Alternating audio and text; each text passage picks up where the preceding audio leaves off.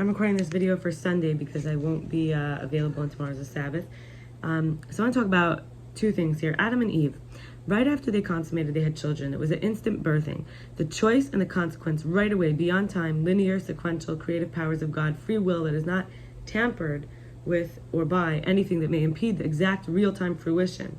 There's no log and manifestation that counteracts the need for course correction that seems necessary after they use their power to know good and evil. Evil being the absence of godly light, aka this choice of seeing other, the temptation based in an illusion appearing real since it is actually all God, all good, all divine light. The brain wants to know is the virus. It self-sabotages, it destructs, it's destructive and hateful.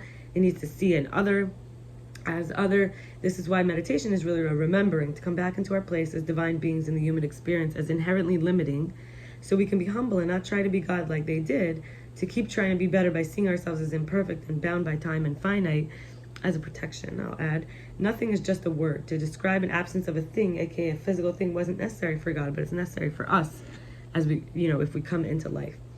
And then I want to share, kind of, when we're looking at a purpose, when we're looking at our development of our career, after Adam and Eve, that we had to work.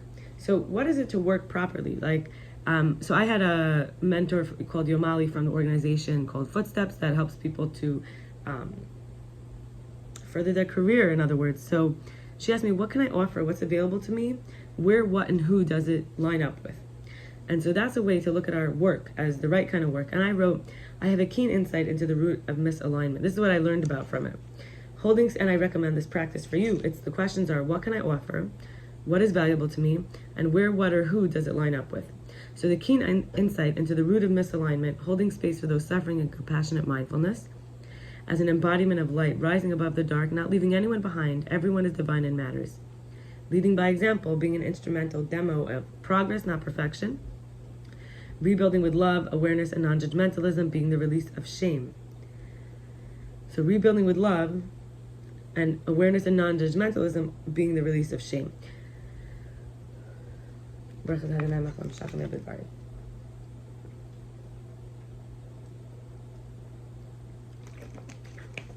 Developing intuition, trusting energy, rewiring the trauma brain, humility, emotional, physical, spiritual, mental, unblocking and aligning, and experience strength and hope, expansion, receiving abundance and leaving lack, poverty, consciousness, and being a light source with generosity. And then I wrote, who does this line up with? And what was valuable to me, what can I offer? And then it lines up with energy healers, Reiki, recovery programs, mystics, philosophers, medical intuitives, PTSD support, counseling, nervous system work, holistic well-being, hypnotists, intuitive energy practitioners.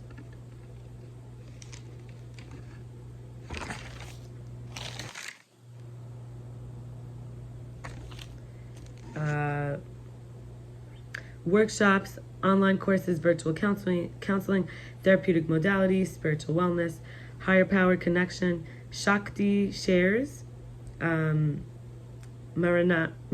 mindfulness of death practice, confronting fear, anxiety of death, and identifying with the body less and finding joy in being sustained every moment. For example, elderly or seekers or terminally ill. And finally, seeing divine glory and majesty. And then I went to the Kabbalah Center to learn a little more about this light. If I'm working for the light, right? The light is represented. So to receive and reveal light, we have to act like the light. We have to be the source of all fulfillment and an endless force of sharing that's like the light, because like attracts like. We are proactive, soul, and light-like, versus when we're reactive, ego, and unlight. When it feels punishing, we have to orient to the light and love. And versus reactive consciousness is when we're being controlled by the external or internal lack. Could be fear, insecurity. We might be jumping to conclusions, quick judgment, and not being our authentic self, the me, which is present in peace. We might react to others' reactivity still as from insecurity. So the soul has specific negative traits it came to transform, to reveal the power of spirit. This is the work, tikkun. The lemon juice was there all along, even before the lemon got squeezed, for example. And our life is a perfect plan designed to help us with our soul correction, our tikkun, our work. And it is helpful to identify challenging or painful or difficult repetitive patterns, like a slippery slope, right? Looking outside ourselves for love is what I wrote. I wrote looking outside myself for love, or seeing the tikkun, which is not loving or trusting myself. And there's nothing wrong or bad or missing ever, right? So the way that the work for me is having to meditate, to remember, to keep coming back, to sustain and connect it to every single moment. To close my eyes even for 5 minutes with an open heart is a way to feel the love no one will be able to hit the spot from externally, and therefore praise God, find glory and beauty, and thank the majesty. I'll stop there, and I look forward to connecting with you again soon.